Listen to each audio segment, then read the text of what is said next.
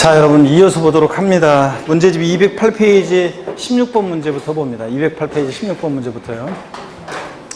그 1차 과목이 확실하게 돼야지 2차 하겠다 이런 생각하시는 분들은 고맙긴 하지. 내년에 또 보니까 이제 고맙긴 한데 그렇잖아요. 저희들 생계를 위해서 내년에 또 공부해 주겠다니까 우리는 얼마나 반갑고 고마워요. 내년에 또 보고 그러면 익숙하고 그러니까. 근데 1차가 완벽하게 만족스럽게 이렇게 되기가 쉽지가 않습니다, 여러분들. 그냥 그 시험은 그냥 제가 얘기했듯이 한 8월 말쯤 됐는데도 정모사를 봤더니 1차 과목이 평균이 뭐 40 중반 나온다, 45점 이렇게 나온다. 이런 분들은 제가 나이라든가 학원에 온 그 기간 여러 가지 그걸 봤을 때 어떤 분한테는 교수님이 저 2차 포기해야 될 것 같아요. 1차만 해야 될 것 같아요. 그러면 제가 어떤 분한테는 예, 그렇게 하세요. 하여튼 열심히 화이팅! 이러면서 제가 그렇게 하라고 하거든요. 어떤 분한테는. 제가 학원에 온 기간이나 나이나 여러 가지 그걸 봤을 때 어떤 분은 안 될 것 같은 분이 있어요. 한 2달 해가지고서는 안 될 것 같은 분이 있고 1차만 해도 해야 되겠다 이런 분이 있고 어떤 분은 제가 막 화내면서 충분히 할 수 있는데 왜 포기하냐 하라고 제가 하거든요. 뭐 평균이 뭐 1차 과목이 40몇 점, 7점 뭐 이렇게 나오고 그래도 제가 계속 하라고 하거든요. 미리 붙여라 1, 2차. 2차는 그 수업 계속 듣고 그 다음에 1차 위주로 공부하다가 막판에 이제 바짝 2차 조금 보고 특강 듣고 가면 대충 2차는 이제 골라낼 수 있다. 자, 이렇게 해가지고 하라고 하는 분이 있고 제가 어떤 분은 그렇게 하시라고 하는 분이 있어요. 여러분 아직은 포기할 때가 아니에요. 그리고 1차 같은 거 완벽하게 이렇게 마음에 흡족하게 되려면 그러려면 그거 쉽지 않아요, 여러분들. 그러니까 그냥 몰아붙여서 하는 거예요, 끝까지. 지금은 포기할 때가 아니라. 그래서 하고, 그래서 제가 최근에도 어떤 분한테 제가 2차 포기하지 말고 그냥 수업 들어서도 계속 하고 1차 남는 시간에 1차 하고 이렇게 하라고 내가 했었죠. 자, 그러니까 내가 그냥 1차만 해. 나 이렇게 하지 않고 했다는 거, 그게 중요해. 그리고 내가 딱 봤을 때, 연령이나 나이나 여러 가지 봤을 때, 그 다음에 학원에 온 기간이나 봤을 때, 어떤 분은 하라고 하고, 어떤 분은 그냥 1차만 하라고 하는 분이 있는데, 아직은 포기할 때가 아니에요, 여러분들. 그래서 끝까지 그냥 하세요. 1차가 문제풀이 7, 8월 거치면서 또 시간 투자해서 이렇게 공부하시면 어느 순간인가 또 1차는 또 확 또 올라와요, 공부가, 시험이라는 게. 그래서 2차 같은 것은 특히 막판에 막 이제 외우고 막 이렇게 하면서 확 이제 그냥 막판에 10월 달에 안 올라왔어도 10월 달 막판에 확 올라와가지고 이제 시험장 가서 이렇게 골라내면 되니까 그렇게 되는 거고. 그래서 1차 잘 안 되고 그러신 분들은 포기하지 말고 일단 여름은 해보세요. 여름은 해보고. 그래서 2차 포기하고 1차만 한다고 해서 공부 많이 할 것 같은데 안 그래요, 여러분들. 결국은 거의 비슷해요. 그러다 보니까 하여튼 끝까지 여러분들이 아직은 포기할 때 아니에요. 문제풀이 과정을 거친 다음에 그 다음에 판단하셔도 되고요. 그 다음에 하여튼 9, 10월 달 시험은 막판 2달을 위해서 하는 거기 때문에 그때 또 하시면 됩니다. 그래서 지금 포기하시기 바라고요. 자, 문제 우리 16번 문제 별 표시했죠? 한번 보겠습니다. 소득세법상 고조의 부동산 임대와 관련해서 발생한 소득에 관한 설명으로 틀린 거랬습니다. 1번, 국유에 소지하는 주택의 임대소득은 어떻게 한다? 주택수 관계없이 과세가 된다. 또 나왔네요. 2번 질문. 3주택, 법령이 정하는 소형주택 아니고요. 을 소유하는 자가 받은 보증금의 합계액이 2억 원인 경우 법령이 정하는 바에 따라 계산한 간주임대료를 사업소득 총수금액에 산입한다. 산입합니까? 아니죠. 자, 3주택 이상이면서 보증금 합계액이 얼마? 3억 원을 초과해야 합니다. 기출 지문인데 당연히 우리가 이걸 알 수 있어야 되는 지문이고요. 자, 그래서 3억 원 초과하지 않았기 때문에 총수금액에 산입하지 않습니다. 3번 지문 봅니다. 2주택이요. 소형주택 아니고 2주택과 2개의 상업용 건물을 소유하는 자가 보증금을 받은 경우에 2개의 상업용 건물에 대해서만 법령이 정한 바에 따라 계산한 간주임대를 사업소득 총수금에 산입한다. 아까 나왔었죠, 여러분들? 그래서 이거 주택은 2주택이니까 보증금 나왔잖아요. 보증금 월세주택이 아니라 전세주택이니까 과세하지 않고요. 상가는 무조건 과세고요. 5번 지문만 볼게요. 사업자가 부동산을 임대하고 임대료 외에 전기료, 수료 등 공공요금의 명목으로 지급받은 금액이 공공요금의 납부액을 초과할 때 초과하는 금액은 사업소득 총수금액이 어떻게 한다? 산입한다고 그랬습니다, 여러분. 자, 그렇지 않으면 사람들이 다 그냥 이런 명목으로 다 받을 거 아니에요. 공공요금 명목으로. 자, 18번 문제로 가겠습니다. 18번 문제 보니까 요약집 106에서 108페이지 참조고요. 요약집 106에서 108페이지 참조고 소득세법상 국내 소지한 주택을 임대한 경우에 발생하는 소득에 관한 설명으로 틀린 거 그랬습니다. 2번 지문 한번 볼게요. 주택 두 채를 소유한 거주자가 한 채는 월세 계약으로 나머지 한 채는 전세 계약 형태로 임대하는 경우에 월세 계약에 의해서 받은 임대료에 대해서만 소득세가 과세된다.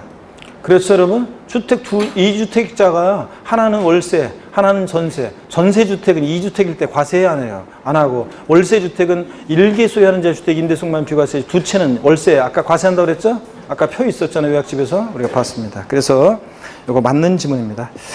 3번 거주의 보유주택 수를 계산함에 있어서 다가구주택은 어떻게 합니까? 전체를 한 개 주택으로 보되. 하여튼 지방세에서는 다가구주택은 매 한 가구 한 가구마다 독립한 1구의 주택으로 보는데 공동주택 과세형평을 해서 공동주택처럼 취급하는데 국세에서는 다가구주택은 전체를 하나의 주택으로 봅니다. 구분 등기된 경우는 각각을 1개 주택으로 계산하고요. 4번 주택의 임대로 인해서 얻은 과세 대상 소득은 상업소득으로 해당 거주의 종합소득 금액이 어떻게 합니까? 합산합니다. 그죠, 여러분들? 상업소득은 다른 이자 배당 근로 연금 기타 소득과 합산해서 과세하고. 5번 주택을 임대하여 얻은 소득은 거주자가 사업자 등록을 한 경우에 하나여 소득세 납세 의무가 있다. 이거 기출문제인데요. 5번 지문 같은 거 요약집에는 없어도 우리가 이거 눈치껏 여러분 보세요. 눈치가 있으면 당연히 사업자 등록한 경우에 한해서 소득세 납세 의무가 있으면 그러면 사람들이 누가 사업자 등록하겠어? 그럼 사업자 등록 안 하면 소득세 안 내. 그럼 다 안 하겠지, 여러분들. 말도 안 되는 얘기죠? 당연히 자 사업자 등록 여부와 관계없이 우리 자 소득이 발생했다 그러면 소득세 납세 의무가 있습니다. 5번 그래서 정답이었습니다. 기출문제였고요. 넘어갑니다. 210페이지 넘어가시면 210페이지 넘어가면 20번 문제 보겠습니다. 20번 문제 보시면요. 요약집 107페이지 참조고요. 요약집 107페이지 참조고 사업소득금액 계산과 관련한 건데 한번 볼게요. 다음 자료를 이용하여 부동산 임대사업자인 거주자 갑의 2018년도 사업소득 총수익금액을 계산하는 것으로 옳은 것은 그랬습니다. 여러분요. 아까 우리 사업소득금액은 어떻게 계산하느냐 이거 보세요. 부동산 임대, 요약집에 있으니까 적지 않으셔도 돼요. 부동산 임대, 요 사업소득금액은, 임대 사업소득금액은 어떻게 계산하느냐? 총수익금액에서, 임대소득에 대한 총수익금액에서 필요경비를 빼서 구한다고 그랬어요, 아까. 자, 필요경비를 빼서. 그런데 이 총수익금액은 그러면 어떻게 구하느냐? 요 총수익금액은 어떻게 구하느냐? 총수익금액은 아까 임대료는 월임대료를 말하는 거예요, 여러분들. 자, 임대료, 그 다음에 플러스 간주임대료, 보증금 있을 때 이제 받은 게 있을 때 그 보증금을 은행에다 넣어놓으면 이자 발생하죠. 그걸 임대료로 간주한다는 거고 여기다가 뭐 관리비 수입, 자, 그 다음에 보험 차익, 뭐 이런 것들을 합한 것을 우리가 총수익금액을 구합니다. 이걸 말합니다. 자, 그 다음에 그러면 여러분 보세요. 임대료 플러스 간주임대료 플러스 관리비 수입, 보험 차익 이거 합한 게 총수익금액인데 문제 한번 보겠습니다. 양가로 1번 보니까 박스 안에 갑은 국내 주택 3채 각각 기준가가 모두 3억 초과했고요. 3채를 소유하고 그중 하나의 주택을 임대하고 있다. 자, 양가로 2번 2018년도 1월 1일에 임대주택의 임대보증금 5억 원과 1년분 임대료 2,400만 원을 수령하였다. 임대기간은 2018년 1월 1일부터 12월 30일까지다. 대개 이렇게 문제 나오면 임대기간은 아까 365분의 68일 이러면 골치 아프니까 대개 1년으로 나와요. 1로 이렇게 계산하기 위해서. 기획재정부령이 정하는 정기예금 이자율은 연 10%로 가정한다 그랬습니다. 자, 갑은 적법하게 장부를 비치 기록하고 있고 장부에서 사업소득 금액을 신고한 것으로 가정한다. 그러면 자, 총수익 금액 구할 때 여기 보세요. 임대료는 지금 보니까 1년분 임대료가 얼마예요? 2,400만 원. 2,400만 원이 여기에 이제 임대료 플러스 간주임대료 계산하는데 간주임대료는 어떻게 구하냐면 자, 여러분 보세요.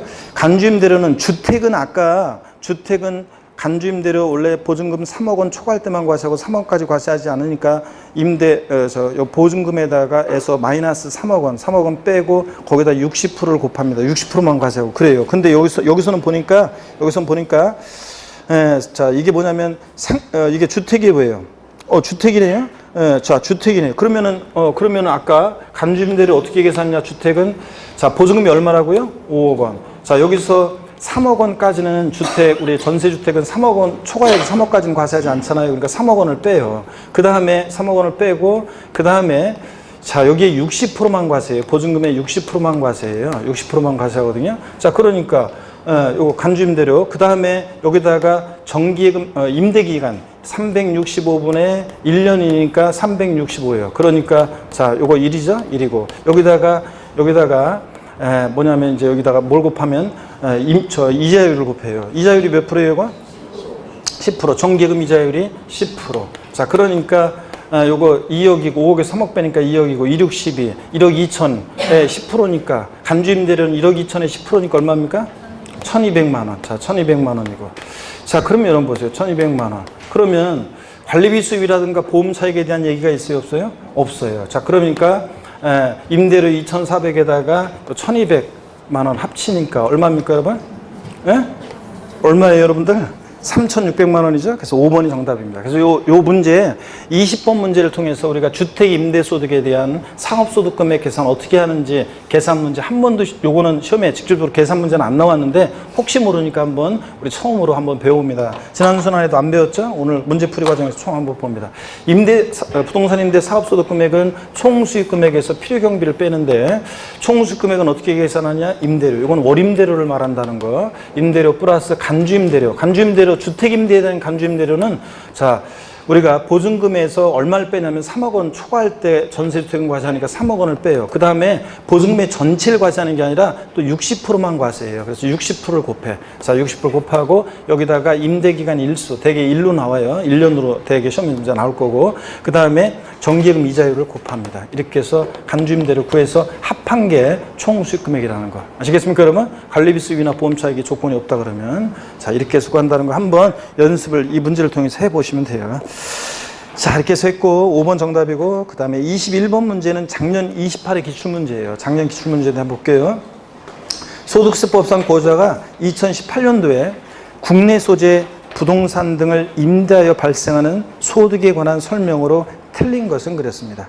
1번, 자, 작년 기출문제를 조금 바꾼 거예요. 올해 맞게. 1번 질문은 공익사업과 무관한 지상권의 대여로 인한 소득은 부동산 임대에서 발생한 소득에 포함한다. 그렇잖아요. 공익사업과 무관한 지상권과 지역권 대여소득, 올해부터 뭐라고요? 사업소득. 맞습니다. 2번, 부동산 임대업에서 발생한 소득은 상업소득에 해당한다. 그렇죠? 사업소득, 임대업은. 부동산 임대업, 매매업, 건설업은 상업소득입니다. 3번, 주거용 건물 임대업에서 발생한 결손금은 종합소득 과세 표준을 계산할 때 공제한다. 여러분요, 우리가 다음에 또 배우지만 양도소득은 일시우발적 소득이기 때문에 세율별 공제에서 공제되지 못한 결손금은 다음 연도로 2월에서 공제받을 수 있어요, 없어요? 없다는 거. 근데 없죠? 5년, 뭐 다음 년, 5년 범위 내에서 2월에서 공제받을 수 있다. 틀려요. 양도소득은 일시우발적 소득이니까 자, 세율별 공제에서 공제 못한 결손금은 다음 연도 2월 공제 안 돼요. 근데 주택 임대소득에 대한 것은 사업소득 금액은 2월에서 공제받을 수 있어요. 이거 우리 요약집에서 지난 순환에 비교해서 말씀드렸고요. 나중에 또 설명드립니다. 3번, 부부가 각각 주택을 한 채씩 보유한 상태에서 그중 1주택을 임대하고 연간 1,800만 원의 임대를 받았을 경우에 주택 임대에 따른 과세소득은 없다. 자, 우리 부부는 주택수 계산할 때 합산합니다. 2주택 소유하는 자니까 임대소득 과세가 됩니다. 근데 다만 총수익 금액이 1년에 얼마요? 2천만 원 이하는 어떻게 한다? 비과세합니다. 1,800만 원이니까 당연히 과세소득은 없다. 맞고요. 5번, 임대보증금의 간주임대를 계산하는 과정에서 금융수익을 차감한다고 그랬었죠. 아까 요약집 봤었죠. 그럴 때 그 금융수익에는 수입이자와 할인료, 수입배당금을 포함하는데 유가증권 처분이익은 요거는 어떻게 한다? 제외합니다. 그래서 우리 해설에도 나와 있습니다. 아까 요약집에서 봤던 거 부동산 임대 관련 사업소득 금액 계산 동그라미 2번 부동산 임대 사업소득 총수익 임대료, 간주임대료, 관리비, 보험차익 합한 건데 그 보험차익 계산할 때 그 간주임대료 계산과 관련해서 간주임대료 계산할 때 여기 그 계산식에서 꽃표시 3개 있는 거 맨 마지막이요. 자, 그래서 211페이지 해설에서 맨 마지막에 꽃표시 3개. 수입이자 할인료, 배당금 합계액은 요 금융수익에 간주임대료 계산할 때 요 뺄 때 요거 포함하는데 유가증권 처분이익은 포함하지 않는다. 이게 작년 시험에 나왔단 말이에요. 그러면 작년 수험생 입장에서 한번 이 문제를 볼게요. 제가 요거 작년 시험에 요 계산식과 관련해서 요까지는 자, 이렇게 해서 부동산 상업소득 금액 계산에서 아까 그 문제 있잖아요. 아까 그 문제를 제가 작년에도 요런 거 동영모의사에 출제해가지고 요런 거까지는 이렇게 연습을 했어요. 계산 문제를 연습을 했어요. 공부했어요. 그런데 제가 여기 간주임대료 계산할 때 금융수익을 뺄 때 요거 유가증권 처분이익은 포함하지 않는다. 요런 것까지 제가 설명하진 않았거든요. 강의를. 그렇잖아요. 이런 것까지 어떻게 일일이 이러면 해요. 그래서 여러분 참. 근데 안 했는데 시험에 나왔어요. 그럼 보세요. 작년 수험생 입장에서 작년에 다 맞은 수험생들이라든가 이 문제는 맞춘 수험생들 입장에서 문제를 한번 보면 1번, 2번, 3번, 4번은 확실하게 배운 거예요. 작년에. 그잖아요, 여러분들. 확실하게 배운 거고, 자, 확실한 거예요. 근데 5번이 이게 낯선 거예요. 그러면은 요럴 때 이제 요거 5번을 찍었어야 되는데 골라낼 수 있었어야 되는데 그래서 1번, 2번, 3번, 4번 확실하게 아니니까 5번은 그냥 찍고 넘어가는 수험생이 있고 자, 모르는 지문이 나왔으니까 해라 모르겠다 어떤 게 답인 거냐 헤매다가 그냥 아무거나 찍고 넘어간 분이 있고 자 그랬었는데 어떡하네 5번 지문 이런 것도 골라낼 수 있어야 되겠습니다. 자 이렇게 해서 작년에는 좀 어렵게 내려고 세법을 작정해서 낸 시험이었기 때문에 이런 것까지 물어봤었습니다. 자 이렇게까지 뭐 더 좀 복잡하게 막 깊은 걸 물어보면 우리가 어쩔 수 없고요. 그렇지만 나머지 배운 지문에서 잘 봐가지고 골라내는 당하지 말고 골라내는 자 그런 태도를 가지셔야 되겠습니다. 212페이지 03번에 부동산 관련 상업소득 있죠? 자 요것도 요약집을 한번 처음 배우는데 요거는 자 그냥 시험에서 출제 가능성은 낮아요. 별 표시는 안 합니다. 03번은 그냥 한 번 정도 오늘이 거의 마지막이에요. 그래서 오늘이 거의 마지막이고 오늘 처음이자 거의 마지막으로 부동산 관련 사업소득에서 매매업과 건설업은 오늘 처음으로 한번 배워봅니다. 요약집 109페이지로 갑니다. 요약집 109페이지. 그래서 오늘 한 번 정도 이렇게 배우고 갑니다. 그런데도 보면 어떤 수험생들은 있잖아요. 수강생들은 이런 식으로 혹시나 하는 거 이렇게 한 번 정도 문제풀이 때 이렇게 한번 설명하고 넘어가는 데 있잖아요. 그걸 또 어떻게 기억하고서 옛날에 그거 강의했잖아요. 그러면서 그 수업 때 했던 것을 기억해가지고 맞추는 수험생들이 있더라고요. 와, 대단한 수험생들한테 보면 저는 그냥 꼭 기억하다기보다는 그냥 면피용으로 그냥 내 분명히 강의했다 이 증거를 남기기 위해서 한 번 정도 한 건데 그걸 또 기억하고서 맞추는 수험생들이 있어요. 자, 부동산 매매업보입니다. 요약집 109페이지 보니까 아까 부동산 매매업은 건설업을 포함하는데 건설업 외에는 전부 다 부동산 매매업입니다. 보세요. 소득세법 시행령에 규정된 부동산 매매업에 의해 편하게 읽어봅니다. 그냥 비주거용 건물 건설업을 말하는데요.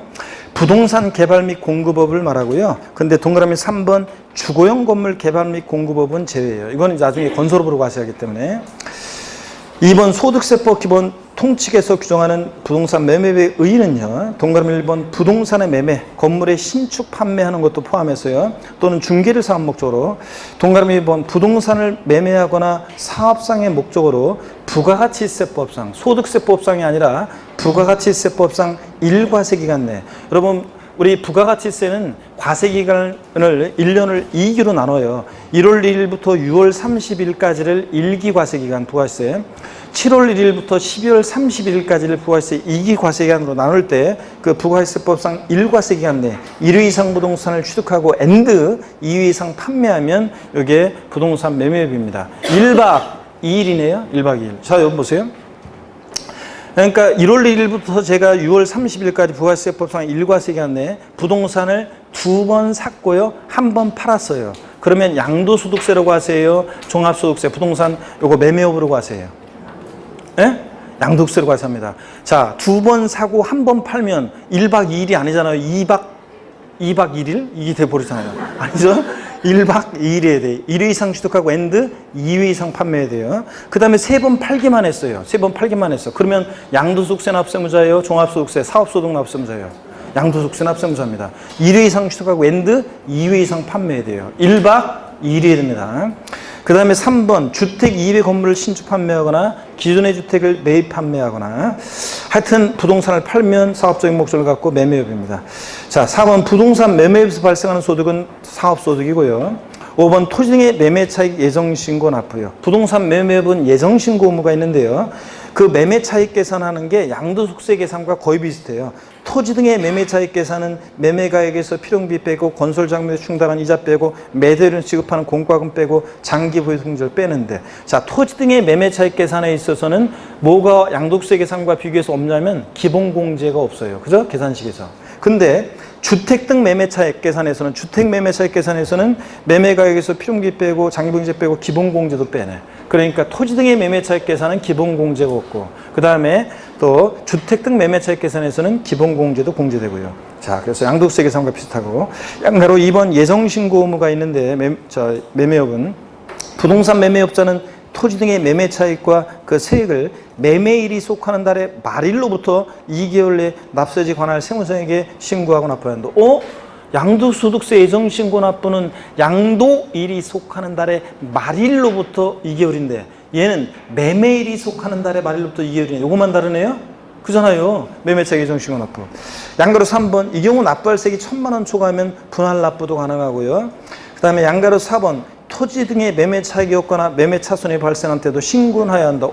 양도소득세도 양도 차익이 없거나 양도 차손이 발생한 때도 예정신고 하여야 하는 거지, 할 필요 없다, 하지 아니할 수 있다, 하지 아니한다, 생략할 수 있다, 다 틀리다고 그랬잖아요. 해야 한다는데 이것도 똑같네. 그죠? 넘어갑니다. 03번입니다. 건설업입니다. 주택 신축 판매 포함해서 건설업이요. 주로 도급계약 형태로 이루어지는 건설업. 1번에 주택을 건설해서 판매하는 사업 또는 건설 임대주택을 분양하는 사업인데 다른 거 필요 없어요. 이따 문제 보겠지만 어떤 게 매매업이냐 건설업이냐는 딴 거 없어요. 주택이란 말 들어있고 신축이란 말 들어있고 판매란 말 들어있으면 이거 무조건 건설업입니다. 그 외에 부동산 팔면 다 뭐고 매매업이고 사업적 목적으로. 자, 그래서 주택 신축 판매요. 포함 여부 주거용 건물 개발 및 공급업을 포함하는데 비주거용 건물 개발 및 공급업은 제외합니다. 비주거용 건물 개발 및 공급업은 부동산 매매업이니까 그렇습니다.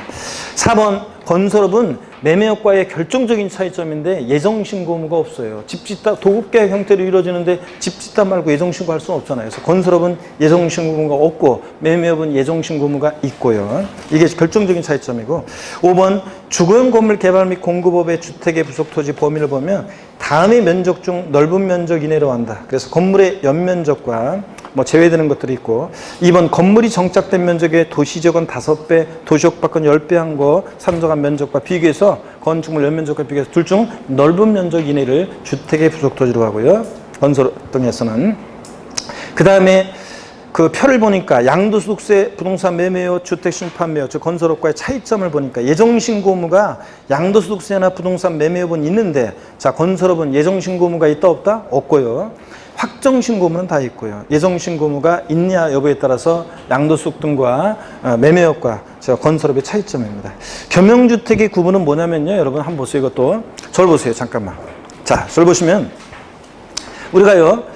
주택을 신축해서 판매하면 이거 뭐라고요? 매매업이에요? 건설업이에요? 건설업입니다. 주택 신축 판매면.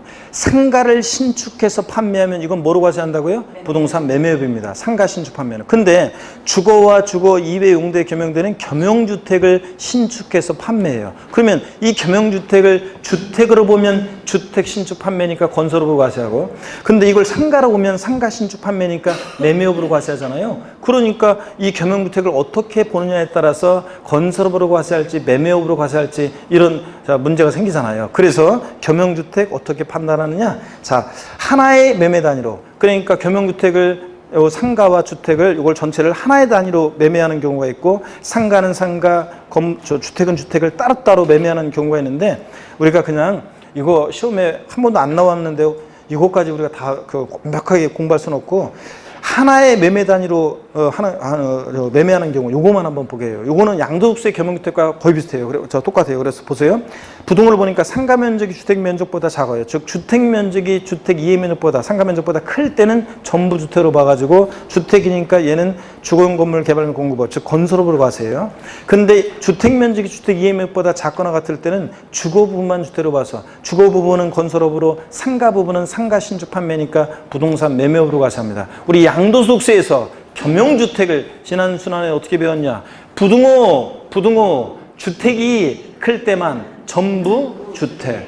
그러니까 주택 면적이 크면 뭐라고요? 전부 주택으로 봐서 주택 신축 판매니까 건설업으로. 자, 주택 면적이 주택 이해목보다 작거나 같으면 주거 부분만 주택으로 보니까 주택 부분은 건설업으로, 상가 부분은 상가 신축 판매니까 뭐로? 매매업으로 봐서 한다는 얘기입니다. 하여튼 하나의 단위로 매매할 때는 양도세 겸용주택과 똑같이 부등호 주택이 클 때만 전부주택입니다. 아셨죠, 여러분? 이렇게 외우시고 가면 됩니다. 자, 그러면 문제 몇 문제만 살짝 한 두 문제만 보겠습니다. 자, 212페이지 문제집으로 가셔가지고요. 212페이지 문제집으로 가셔서 212페이지 봅니다. 03번에 부동산 관련 사업소득인데요. 부동산 관련 사업소득인데 22번 문제는 2번 지문만 좀 한번 볼게요. 2번 지문만. 자, 2번 지문 보니까요. 신축한 주택이 판매되지 아니하여 판매될 때까지 일시적으로 일부 전부를 임대한 후 판매하는 경우 부동산 매매업으로 본다고 하는데, 자, 여러분 보세요. 주택이란 말 들어있죠? 판매란 말 들어있죠? 신축이란 말 들어있잖아요. 신축, 주택, 판매. 주택, 신축, 판매란 말 들어있으면 이거 뭐라고요? 건설업입니다. 부동산 매매업이 아니라. 그래서 2번 틀린 거고요. 3번 자기 토지 위에 뭐 상가를 신축해서 판매할 목적으로 건축 중인 건축법에 의한 건물과 토지를 제3자에게 양도한 경우, 하여튼 주택 이외에 부동산을 팔았다, 사업적인 목적을 갖고 뭐라고요? 매매업입니다. 이런 것들. 자, 보시고요. 23번 문제 보겠습니다. 23번 문제 요약집 109에서 109페이지 2번 테마하고 110페이지 3번 테마 참조고요. 요약집 109페이지하고 110페이지 참조입니다. 소득세법상 부동산 관련 사업에 관한 설명으로 틀린 거. 자, 처음 배우는 건데 한번 요약집 받고 한번 보겠습니다. 1번 부동산 매매를 사업 목적으로 부가가치세법상 1과세 기간 내에 1회 이상 부동산 취득하고 2회 이상 판매하는 경우 1박 2일. 그렇네요. 뭐로 과세한다고요? 부동산 매매에 해당한다. 맞죠, 여러분들? 1박 2일. 2번 토지를 개발해서 주택지 상가 등으로 분할 판매하는 경우 부동산 매매에 해당한다. 주택 신축 판매 이외에는 전부 다 부동산 팔면 뭐라고요? 매매업입니다. 3번 자기 토지 위 상가, 이건 받고 4번 봅니다. 주택 신축 판매 사업자로서 일동의 주택을 1년에 1회 신축해서 판매하는 경우에 부동산 매매에 해당한다. 자, 사업자가 주택 신축 판매 사업자가 파는 건데 주택이란 말 들어있죠? 신축이란 말 들어있죠? 판매란 말 들어있죠? 주택 신축 판매니까 이거 뭐라고요? 건설업입니다. 이래였어도 이거 건설업입니다. 4번 정답. 사업적인 목적으로 팔았기 때문에. 5번 묘지를 개발해서 분묘기지권을 설정하고 분묘 설치자로부터 지료 등을 받는 경우에 부동산 임대비에 해당한다. 자, 부동산 빌려주고 지료 대가 받았어요. 부동산 빌려주고 대가 받으면 이거 뭐라고요? 임대업입니다. 자, 그래서 4번 정답이고요. 24번 문제 하나만 풀고 대비하겠습니다. 역시 요약집 109에서 110페이지 참조고요. 종합소득세 2번, 3번 테마 참조고 24번 문제 봅니다. 다음은 소득세법상 부동산 관련 사업소득에 관한 설명이다. 이 중 틀린 것은 1번 지문 봅니다. 부동산 매매업자에 해당하는 경우에 매매일이 속하는 달의 말일로부터 2개월이 되는 날까지 매매 차익과 그 세액을 예정신고하고 납부해야 한다. 아까 건설업은 예정신고무가 없지만 그다음에 부동산 매매업은 예정신고무가 있다고 그랬죠? 매매일이 속한 달부터 2개월이네. 다만 건설업은 주로 도급을 받아 건설 용역을 제공하는 사업을 말하므로 토지 등의 매매 차익 예정신고무를 부담하지 않는다. 건설업은 집짓다 말고 할 수 없죠. 예정신고무가 없다는 거. 맞고요. 2번 부동산 매매업자의 주택 등 매매 차익은 매매가액에서 필요경비, 장기 보유통제액 및 양도소득 기본공제액을 차감한 것으로 한다. 아까 주택 등 매매 차익 계산에서는 양도소득세 계산과 비교해 보니까 장기공제 기본공제도 공제됐잖아요. 토지 등의 매매 차익 계산에서는 기본공제가 공제식으로 안 나오는데, 근데 주택 등 매매 차익 계산에서는 아까 기본공제도 공제했었죠? 네, 맞고요. 3번 겸용주택을 하나의 매매 단위로 판매하는 경우에, 자, 우리 부동산업에서 사업소득에서 겸용주택 나왔다. 그럼 어떻게 외운다고요? 부등호. 왜 안 따라요, 여러분들? 자, 어떻게 한다? 부등호. 주택이 클 때만 전부 주택. 양도세 계산과 똑같아요. 자, 그러니까, 자, 겸용주택을 하나의 매매 단위로 판매할 때는 주택의 면적이 주택 이익목보다 크다면 전부를 주택으로 본다. 맞죠? 전부주택.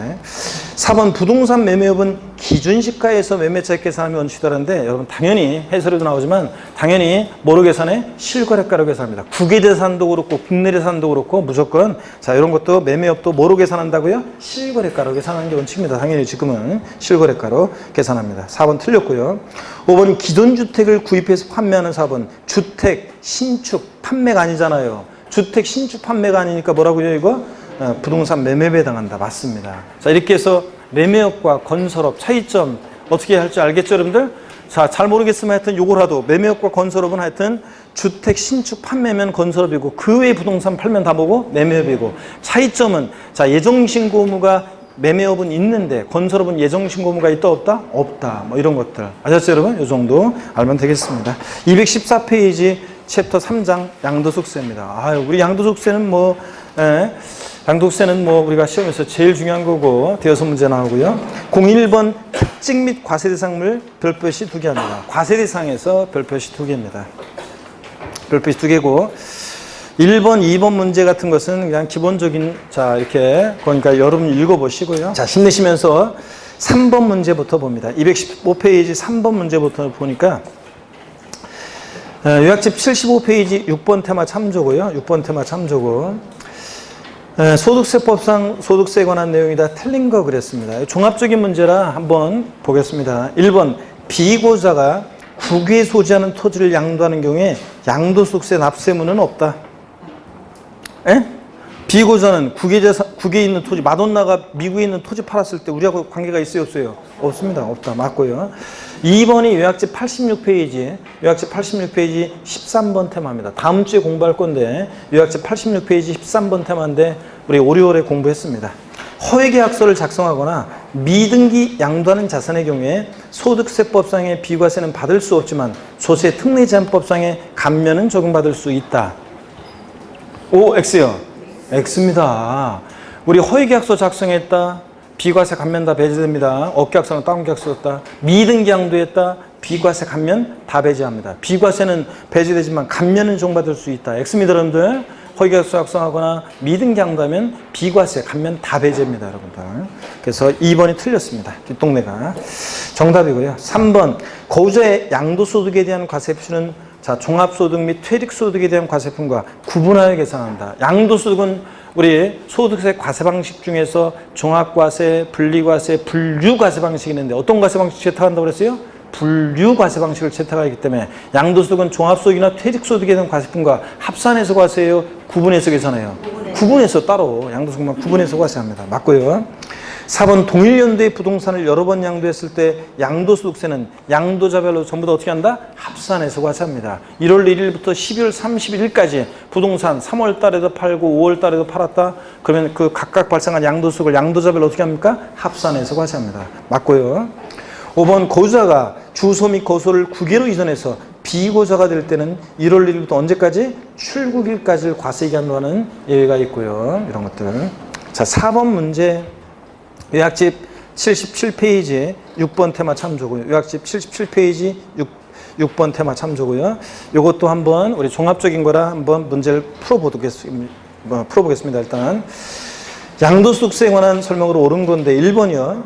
양도소득세가 과세되는 양도란 매매, 교환, 법인에 대한 현물출자, 상속, 증여 등 유상 여부에 관계없이 자산이 사실상 이전되는 것을 말한다.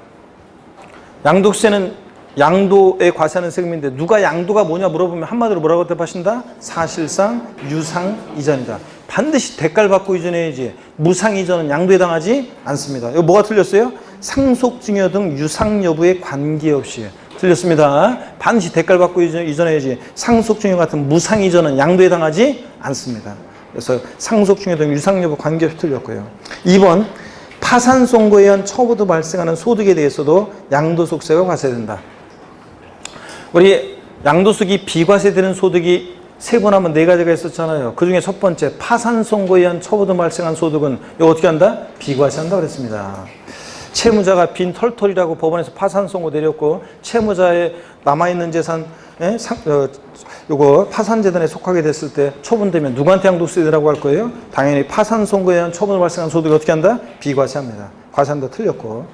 3번 양도자산은 등기 여부에 관계없이 일정한 요건을 갖춘 경우에는 양도소득에 대한 소득세 비과세에 관한 규정이 적용된다. 아까도 나왔었네요.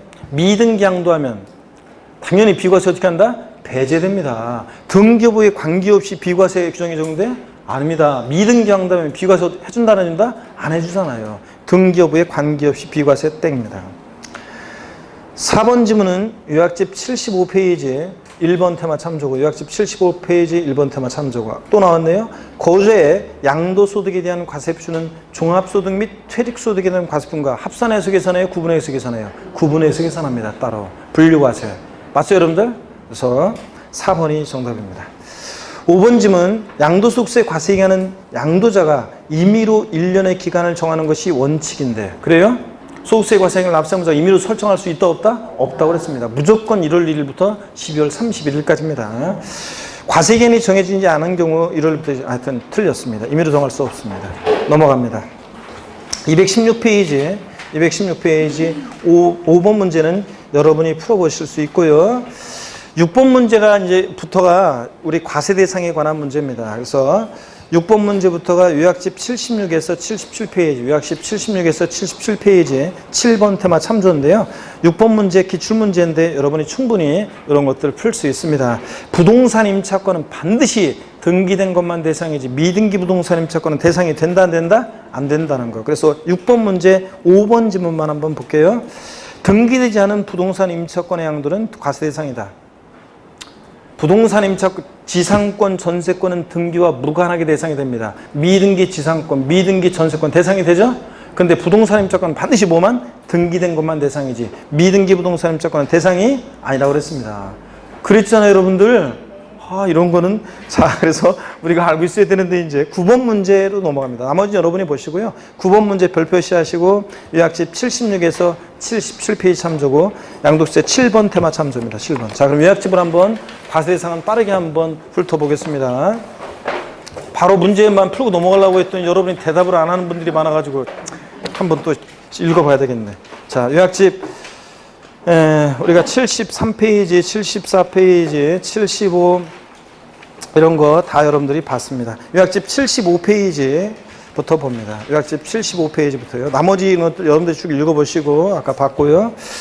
요약집 75페이지 6번 테마 봅니다. 별표시 하시고요. 하나만 하시고 특징 및 소득세 과세 방식. 양도세의 특징, 양도세는 국세고 유통과정에서 부과되는 세금이고 사업성 없이 비경상적, 비반복적 양도에 과세하고 열거주의 과세하고 법에 열거된 것만 신고 납부하는 세금이고 세율은 비례세율과 누진세율이 다정되고 분할 납부 허용되는데 물납은 된다 안 된다? 안 된다는 거 아무리 꿀수 넘어가면 안 되고요. 소득세 과세 방식, 종합과세 방식이 기본적인 거죠. 이자, 배당, 사업, 근로연금, 기타 소득을 1월 1일부터 11월 30일까지 1년 단위로 전부 다 합산해서 과세하죠. 근데 분류과세예요. 다른 소득과 합산하지 않고 각각 별도로 어떻게 한다? 구분해서 과세하는데 어떤 게? 퇴직소득과 양도소득이 채택한 과세 방식. 아까에서 질문 받고요. 양도소득은 다른 소득과 합산하지 않고 별도로 구분해서 계산하고. 그래서 거기 맨 마지막에 양도소득에 대한 과세표는 종합소득, 퇴직소득에 대한 과세표가 어떻게 한다? 별도로 구분해서 과세한다. 합산하여 포함하여 땡입니다. 76페이지로 넘어갑니다. 요약집 76페이지에 07번 테마 과세 대상 별표시 2개입니다. 작년 시험에 독립화 문제로 나왔죠?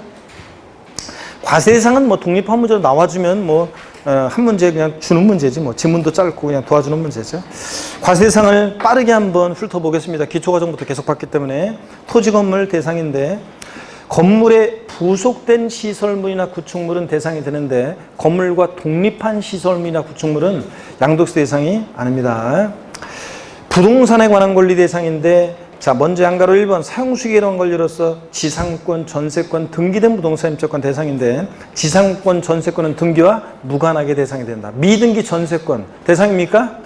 예, 미등기 지상권 대상입니까? 예. 자, 등기부관하게. 근데 용인권 중에서 지역권은 대상이다 아니다? 아니고. 그 다음에 부동산 임차권은 반드시 등기된 것만 대상이죠. 아까 시험에 들어왔었죠? 미등기 부동산 임차권 대상이 아니고요. 또 상가 임차인의 지위로서 점포 임차권, 당구장 운영하는 임차인이 당구다이, 당구 퀴대, 컴퓨터, 커피 자판기, 단골 손님을 권리금 받고 다른 임차인한테 넘길 때 이런 점포 임차권은 부동산에 관한 권리가 아니니까 대상이 아닙니다. 기타 소득세 대상이고. 어업권, 광업권, 취득세 대상이지만 어업권, 광업권, 양도세 대상이 아닙니다. 저작권, 출판권, 특허권 등 일체, 무체 재산권은 양도세 대상이 아닙니다. 그 다음에 난가로 2번 부동산에 관한 권리 중에서 부동산을 취득할 수 있는 권리로서 부동산의 취득 시기가 도래하기 전에 당해 부동산을 취득할 수 있는 권리 상태, 그래서 건물이 완성되는 때 그 건물과 이에 딸린 토지를 취득할 수 있는 권리로서 아파트 당첨권, 분양권, 재개발채권, 주거법원의 입주권 이런 것들 자 갖고 있으면 본계약 체결해서 아파트 완공되면 그 건물과 그에 딸린 토지를 취득할 수 있게 되죠. 그래서 얘까지 정확히 알아야 됩니다. 부동산 취득할 수 있는 것으로 대상이 되고 토지 상환채권, 주택 상환채권, 상환이란 말 들어있는 채권은 대상이 된다고 그랬습니다. 나중에 토지를 주택으로 바꿔주니까 부동산을 취득할 수 있는 권리. 근데 이런 거 적어져 있죠? 국민주택채권이라든가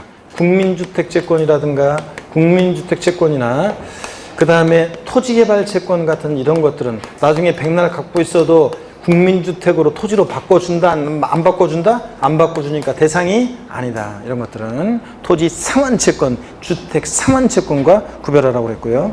그 다음에 동그라미 4번 부동산 매매계약을 체결한 자가 계약금만 지급한 상태에서 양도하는 권리 이런 것도 대상이 된다고 했습니다. 계약금을 치렀다는 것은 계약금을 치른 자가 치르지 않은 자보다 우선적으로 그 계약을 완성시킬 수 있는 지 권리가 있다고 그랬잖아요.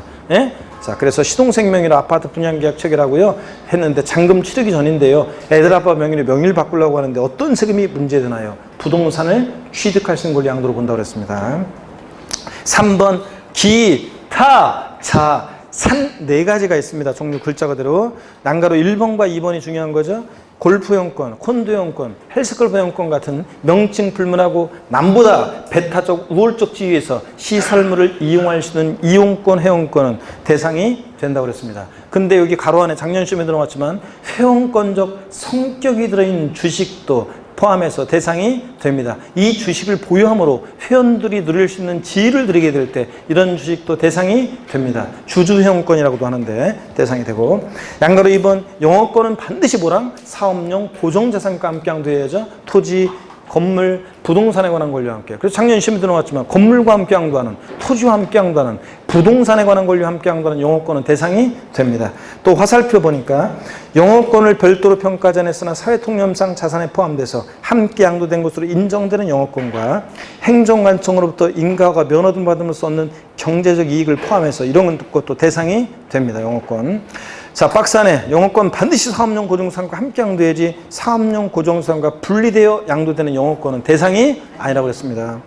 특정 법인 주식이요. 50, 50, 3년 내 50. 요건을 갖춘 주식.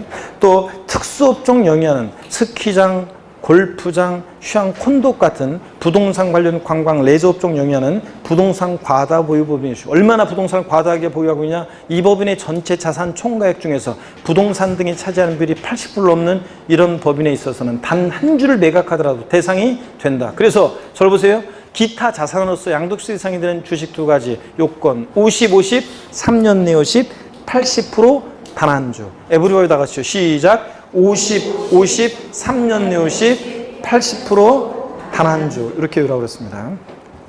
그 다음에 4번입니다. 기타 자산에 해당하는 주식을 제외하고 주식 또는 출자자분, 주권 비상장법인 주식은 무조건 대상입니다. 근데 주권 상장법인 주식은 원칙 대상이 아닙니다.